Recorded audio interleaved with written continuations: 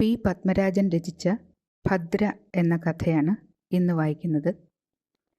ചുമ കേട്ട് എല്ലാവരും തല ഉയർത്തി നോക്കി. വടക്കേ മുറ്റം പെട്ടെന്ന് നിശബ്ദമായി. കടമ്പിനു മുകളിലൂടെ കാലുയർത്തി വെച്ചതുകൊണ്ടാവണം വൃദ്ധൻ നിന്ന് കിതച്ചു. കഷ്ടം, അമ്മ ആരോടെന്നില്ലാതെ പറഞ്ഞു. അദ്ദേഹത്തിന് എന്താണ് നടന്നതെന്ന് പോലും അറിയാൻ വയ്യ. കുഞ്ഞിനെ എടുക്കുന്ന കിഴവി സഹതപിച്ചു. ആര് ചത്താൽ എന്തുവാ, ഇതാണേ ബോധമില്ലെങ്കിൽ വിഷമോ ഇല്ല എന്ന് പറയുന്നത്. മൂത്ത ചേച്ചി പറഞ്ഞു, കമ്പി വായിച്ചു കേട്ടപ്പോഴും ഇതേ ഇരിപ്പായിരുന്നു പോലും. അമ്മ ദീർഘശ്വാസം വിട്ടു. എന്തായാലും ആശാന്റെ മക്കളിൽ ഇത്ര സാമർഥ്യം മൂത്ത 2 പേർക്കുമില്ലായിരുന്നു. ഭദ്ര വല്ലായ്മയോടെ അവിടെ നിന്ന് എഴുന്നേറ്റു. പാവാടയുടെ ചുളിവുകൾ ശരിയാക്കിക്കൊണ്ട് അരമതിലിന്മേൽ പോയിരുന്ന് പുറത്തെ വെയിലിലേക്ക് നോക്കി. വാര്യരാശാൻ 1-2 അടി കൂടി നടന്നു. കിഴക്ക് നിന്നും പ്രഭാത വെയിലിൻ്റെ കൈകൾ അദ്ദേഹത്തിൻ്റെ മേൽ വന്നു വീണ് ഒരു ക്ഷീണിച്ച നിഴൽ മണ്ണിൽ വരച്ചു. തോളിലെ കുടയും കൂടി ആയപ്പോൾ നിഴലിന് തണ്ടൊടിഞ്ഞ ഒരു കൂണിൻ്റെ ആകൃതിയുണ്ടായിരുന്നു. പിറകിൽ കിഴവിത്തള്ള പറയുന്നത് കേട്ടു. എന്നാലും സ്വന്തം മോൻ ചത്തെന്നറിഞ്ഞിട്ട് അതിൻ്റെ പിറ്റേ ദിവസം പഠിപ്പിക്കാൻ പോവുക എന്ന് പറഞ്ഞ. ചേച്ചി പറഞ്ഞു, അതൊന്നും ഓർക്കാനുള്ള ശക്തിയില്ല വല്യമ്മേ. പിന്നെന്തുവാ, കാലത്ത് ഇവിടെ വരെ വന്നാൽ ഇഡലി കിട്ടുമല്ലോ എന്നുള്ള ബോധം കിടക്കുന്നത് കൊണ്ട് ഇനി പോരുക, അത്ര തന്നെ. ഇപ്പോഴും പഠിപ്പിക്കേണ്ട കാര്യത്തിലൊന്നും മറവിയില്ലേ? അമ്മ മറുപടി പറഞ്ഞു, അതല്ലേ അതിശയം, എന്നെ പഠിപ്പിച്ചതാ. ഇപ്പോൾ ദാ ഭദ്രയും പഠിപ്പിക്കുന്നു. അക്കാര്യത്തിൽ മാത്രം യാതൊരു ഓർമ്മക്കേടുമില്ല. അദ്ദേഹം ശ്രദ്ധാപൂർവം പടികൾ കയറി വരാന്തയിൽ ആദ്യം കണ്ട കസേരയിലിരുന്നു. പിന്നീട് ആയാസപ്പെട്ട് കാലുകൾ രണ്ടും മടക്കി കസേരയിൽ തന്നെ കുത്തി കണ്ണടച്ച് മയങ്ങിത്തുടങ്ങി. ഭദ്രേ, അമ്മ വിളിച്ചു പറഞ്ഞു, ഇഡലി കൊണ്ടുകൊട്. അവൾ അത് കേട്ടില്ലെന്ന് നടിച്ചു. ചേച്ചി എഴുന്നേറ്റ് നിന്ന് മുടി കെട്ടി. അവസാന കാലത്ത് അന്വേഷിക്കാൻ ആ കൊച്ചനെങ്കിലും ഉണ്ടാവുമെന്നാണ് എല്ലാവരും കരുതിയത്. ഭദ്രേ, അമ്മ വീണ്ടും വിളിച്ചു. ഭദ്രയെ അവിടെ എങ്ങും കണ്ടില്ല. ഈ പെണ്ണ് എവിടെ പോയി? ഭദ്ര മുറ്റത്തേക്ക് ഇറങ്ങിയിരുന്നു. അവൾക്ക് ആ സംഭാഷണം കേട്ടു നിൽക്കാൻ പോലും വിഷമം തോന്നി. മുറ്റത്ത് ഒരു വലിയ കണിക്കൊന്ന പൂത്തു നിൽക്കുന്നു. മേടത്തിൻ്റെ കാറ്റ് മുറ്റത്താകെ കളിച്ചു നടക്കുന്നത് കാണാം. അവളുടെ 2 ക്ലാസ്സിന് മുകളിലായിരുന്നു അവൻ പഠിച്ചിരുന്നത്. 6th ജയിച്ച് ക്ലാസ് ഉണ്ടായിട്ടും 2 വർഷം ഷോർട്ട് ഹാൻഡും ടൈപ്പ് റൈറ്റിങ്ങും പഠിച്ചു. ഒടുവിൽ കഴിഞ്ഞ മാസം പണി തേടി കൽക്കട്ടയ്ക്ക് പോയി. ഇന്നലെ ടെലഗ്രാം കിട്ടി. മണിക്കുട്ടന് റെയിൽവേ സ്റ്റേഷനിൽ വെച്ച് ഒരു അപകടം പറ്റി മരിച്ചുപോയി.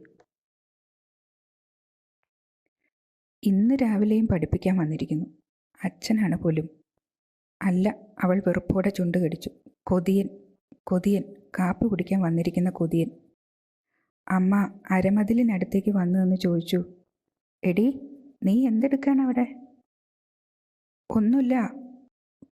പിന്നെ കാപ്പി എടുത്ത് ആശാന് കൊടുക്കരുതോ? എനിക്കിപ്പോൾ വയ്യ, അവൾ പെറുപുറത്തു. അമ്മ കാരണം അറിയാതെ പകച്ചു നോക്കി. എന്നും എന്തുത്സാഹമാണ് പഠിക്കാൻ. ഒറ്റ മാസം കൊണ്ട് സിദ്ധരൂപവും അമരകോശവും കഴിഞ്ഞിരിക്കുന്നു. കാവ്യം 5 or 6 സർഗമായത്രേ. എന്താണ് ഇന്നിങ്ങനെ? അമ്മ ചേച്ചിയോട് പറയുന്നത് കേട്ടു. എന്നാൽ നീ ചെന്ന് കാപ്പി കൊടുക്ക്. അവൾ കാലത്തെ തൊട്ട് എല്ലാവരോടും പിണക്കത്തില. ഭദ്ര ഒന്നും കേട്ടില്ലെന്ന് നടിച്ചു. കൊന്നപ്പൂക്കളുടെ തണലിലേക്ക് നടന്നു ചെന്നു. ഈ ഭാവമാറ്റം ആരും കാണാതെ ഇരുന്നെങ്കിൽ. തലയ്ക്ക് മുകളിൽ പൂവിത്തളുകൾ പാറി വീണു. മണ്ണിൽ നെടുനീളത്തിൽ ബ്രാക്കറ്റുകൾ പോലെ കൊന്നപ്പൂവിൻ്റെ അല്ലികൾ വീണു കിടക്കുന്നു. മുമ്പൊരു പ്രഭാതത്തിൽ വളരെ മഞ്ഞുള്ള ഒരു പുലരിയിൽ അവൾ എഴുന്നേറ്റ് വന്നയുടൻ മണ്ണിലിരുന്ന് അല്ലികൾ കൊരുത്ത് മാലയുണ്ടാക്കുകയായിരുന്നു. വളരെ കുട്ടിക്കാലം മുതൽക്കേ ഇഷ്ടമുള്ള ഒരു വിനോദമായിരുന്നു അത്. ബ്രാക്കറ്റ് പോലെയുള്ള അല്ലി കുറെ കൂടി വളച്ച് 2 അറ്റങ്ങളും തമ്മിൽ ഉടക്കുക. എന്നിട്ട് ആ മോതിര വളയത്തിൽ കൂടി അടുത്ത അല്ലി കടത്തി വയ്ക്കുക. ബ്ലൗസിനുള്ളിൽ ഈയിടെ മാത്രം കെട്ടിത്തുടങ്ങിയ തോൾ വള്ളികൾ സ്ഥാനം തെറ്റിക്കിടക്കുന്നു. ഉറക്കത്തിൽ പറ്റിയതാവണം. തൻ്റെ ശരീരത്തിൽ അടുത്ത കാലത്തായി ഉണ്ടായിക്കൊണ്ടിരിക്കുന്ന മാറ്റങ്ങളെക്കുറിച്ചായിരുന്നു ചിന്ത മുഴുവൻ. വിരലുകൾ യാന്ത്രികമായി ചലിച്ചുകൊണ്ടിരുന്നു. കയ്യിലെ മാലയുടെ നീളം അറിയാതെ കൂടി വന്നു. അതോടൊപ്പം കിഴക്ക് നിന്നും ഇലകൾക്കിടയിലൂടെ ചെരിഞ്ഞു വീഴുന്ന നിഴലുകളുടെയും. ചെമ്പരത്തിച്ചെടികൾ പന്തലിച്ച് നിൽക്കുന്ന വടക്കേ പുറത്തു നിന്നും അവൻ വന്നു. കയ്യിലുള്ള ഓലവെട്ടി നിറയെ ചെമ്പരത്തിപ്പൂവുകൾ.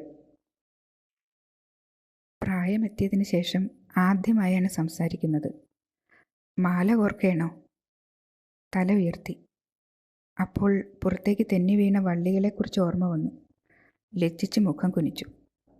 അവൻ 4 പുറവും നോക്കിക്കൊണ്ട് ഒരു കുസൃതി ചോദിച്ചു, ഈ മാല ആർക്കാണ്? മുൻവശത്താരുമില്ല. അടുക്കളയിൽ നിന്ന് അമ്മയുടെ സംസാരവും ദോശയുടെ മണവും പൊന്തുന്നു. തീർച്ചപ്പെടുത്തിയില്ല. അവൾ എങ്ങും നോക്കാതെ പറഞ്ഞു. കൈ വിറച്ചു. ഒരു കൊന്നപ്പൂവല്ലി എത്ര ശ്രമിച്ചിട്ട് ഉടക്കാൻ കൂട്ടാക്കുന്നില്ല. എനിക്ക് തരാമോ? അവൾക്ക് ദേഷ്യം പോലും വന്നു തുടങ്ങിയിരുന്നു.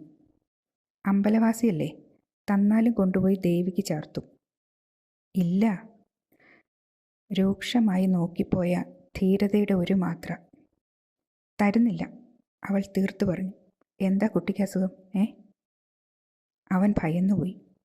പൂവട്ടിയും തൂക്കി വല്ലായ്മയോടെ പടി കടന്നു പോകുന്ന ഒറ്റത്തോർത്ത് മാത്രമുടുത്ത മെലിഞ്ഞ രൂപത്തെ നോക്കിയിരുന്നു. പട്ടിയിൽ നിന്നും ചോരച്ച പൂവുകൾ ഒഴുകിപ്പോകുന്നു. മുട്ടിൽ കവിൾ ചേർത്തപ്പോൾ അറിയാതെ കൺപീലികൾ ജലാർദ്രങ്ങളായി. അങ്ങനെ പറയേണ്ടിയിരുന്നില്ല എന്ന് തോന്നി. കയ്യിലിരുന്ന മാല ഉള്ളം കൈയിൽ മടക്കിയിട്ട് ഞെരിച്ചു പൊടിച്ചു. നുറുങ്ങുകൾ ചിതറിയെറിഞ്ഞു.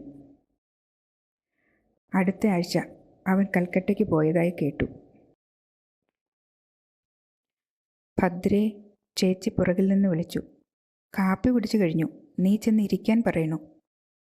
ലോകത്തോട് മുഴുവൻ വൈരാഗ്യം തോന്നി.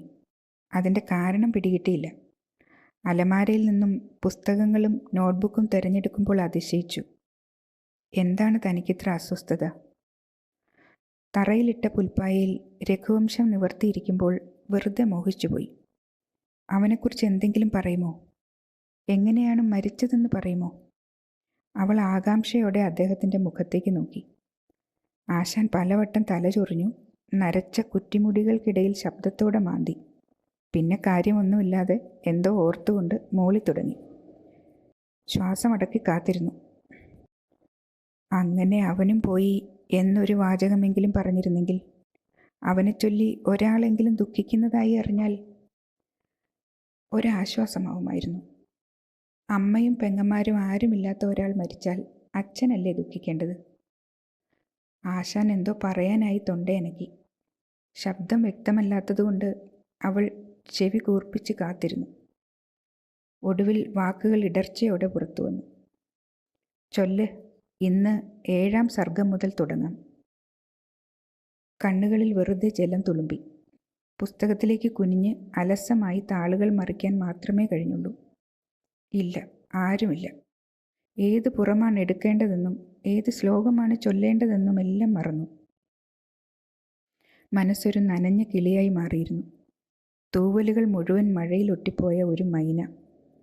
പറക്കാൻ വയ്യാതെ വേലിക്കൽ പറ്റിപ്പിടിച്ചിരുന്ന് വിറയ്ക്കുന്ന ഒരു നിസ്സഹായ.